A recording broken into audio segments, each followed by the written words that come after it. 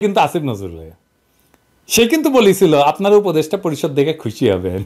হ্যাঁ, আমি ভাবিছিলাম যে কিছু ইন্ডিয়ান নায়িকা টাইকা না হবে উপদেষ্টা পরিষদে।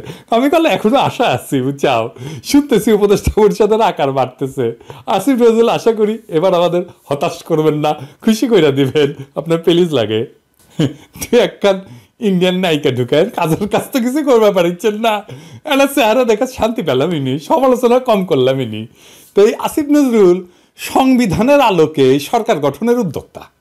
এই হাসিনার ফ্যাসিবাদী সংবিধান এটাকে টিকায় রাখার অন্যতম প্রধান কারিগর হইতেছে আসিফ নজরুল। বিপ্লবী চেতনার গোয়া মারার মূল দায় আসিফ নজরুলের।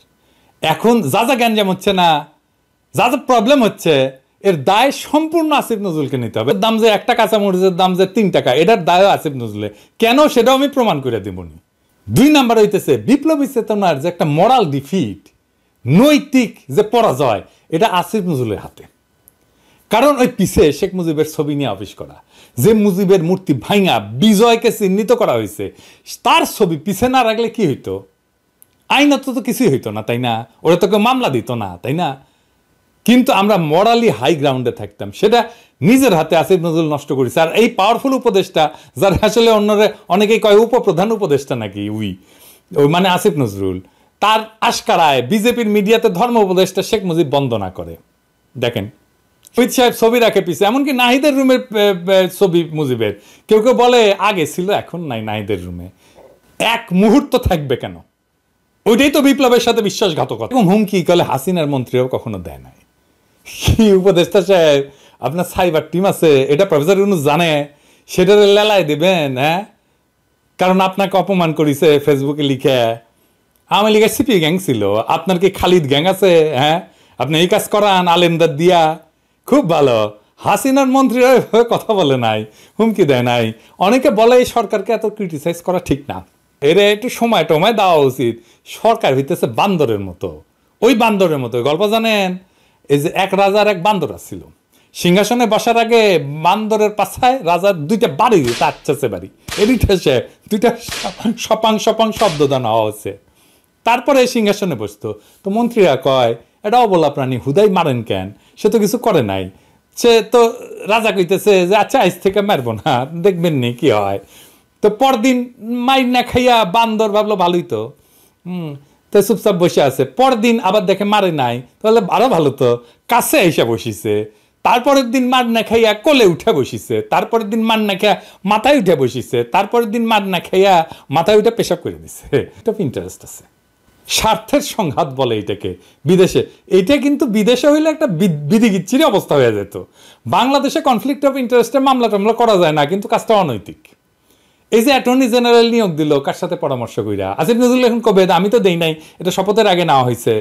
কারণ তার সাথে যখন আলাপ হইতেছে আর্মি চিফের, তখন তো সে জানেই আর আইন উপদেষ্টা কে হবে। তার সাথে তো ঘুটু করতেছে, শপথ নেওয়ার আগেই তারে নিয়োগ দিছে। ওরে নিয়ে আমি একটা এপিসোড করিচ্ছি। হ্যাঁ, ওটা কিন্তু ধর্ম একেবারে কচ্ছপের কামড় দিয়া ধর্ম। আসিফ নজরুল আইনের ভুল ব্যাখ্যা দিয়ে মাহমুদুর রহমানকে কয়েকদিন জেলে রাখলো না, ওই জানেই না আইন। ধারা 401 সরকার চাইলেই দিতে পারে, এখানে দণ্ডিতকে আবেদন না করলেও রায় বাতিল করে দিতে পারে, বিনা শর্তে দণ্ড সম্পূর্ণ মৌকুব বা স্থগিত করতে পারে।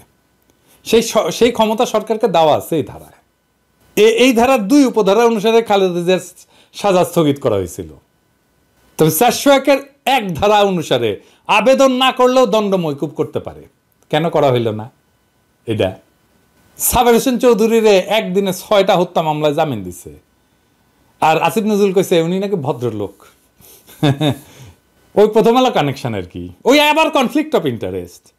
প্রথম আলো কানেকশন মানে মতিউর রহমান বড় কাগজে আগে কাজ করেছিল, তারপরে এসে প্রথম আলোতে।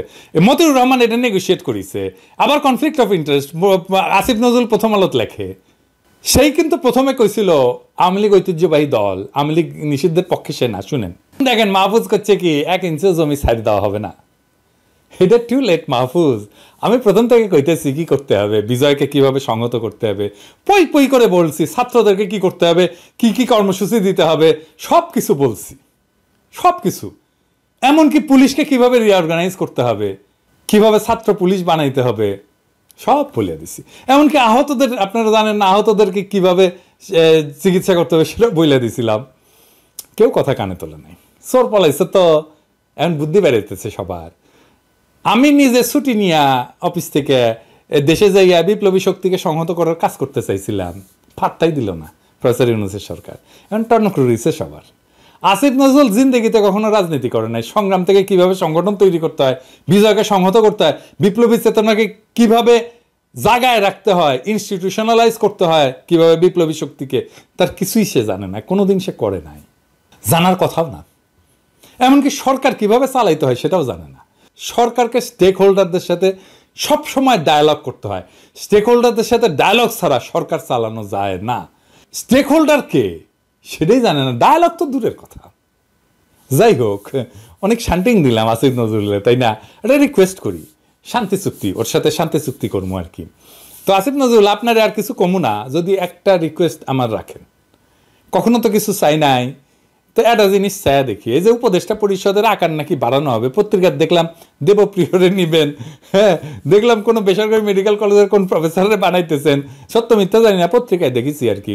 আমার একটা বিশেষ অনুরোধ, 2 খান ইন্ডিয়ান নায়িকারে নেন উপদেষ্টা পরিষদে। মন্ত্রী হইলে নাকি মানুষের হৃদয় জয় করার চেষ্টা করতেন।